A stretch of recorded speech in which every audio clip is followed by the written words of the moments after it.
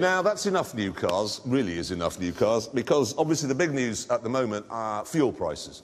And if I could just be serious for a moment, the problem we've got is, yes, the government could bring the tax down and therefore cut the cost. That would be very popular. But we think that the overall trend must, from now on, be up, because getting oil out of the ground is becoming more and more complicated. They have to get it out of sand in Canada and so on. And so prices have to keep increasing.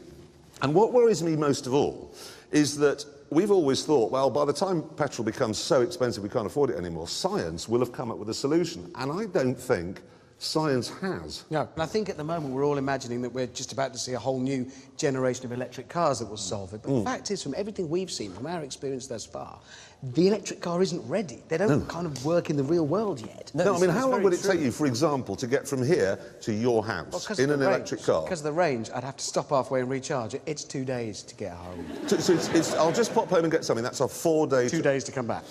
We can't use public transport because aeroplanes are grounded by a volcanic burp near the Arctic Circle. Trains don't work in the autumn or on a Tuesday. Buses are full of murderers. Really, the car is the only solution. For now, yeah. And now it's getting to the point where nobody can really afford to fill them up with fuel. To be brutally honest, the only real solution to keeping fuel prices down is population control. What, we nuke China? No, not... James May's fuel price solution. Not kill people. Well, fair enough. Think about it. How many people are there in France? In France, it's about the same as here, about 60 million. We don't need all of them, surely. I'm not talking about a pogrom. I'm talking about limiting the rate at which the population expands. Oh, no, this is even... So you're saying that because I've got 3 children, I'm causing fuel prices to go up? And because you spill your seed alone... Rather than killing everybody in France and not having any babies, how about this for a much better idea to keep fuel prices down? No, individually. What about never brake?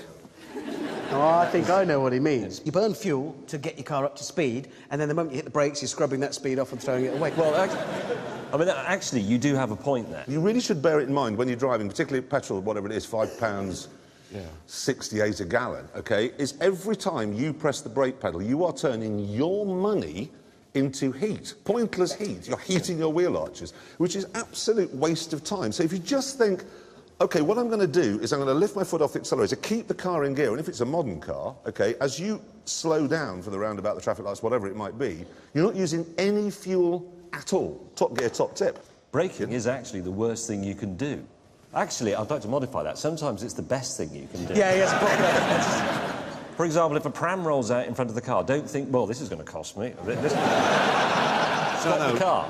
But if a pram rolls out, stop, but then send the mother the invoice.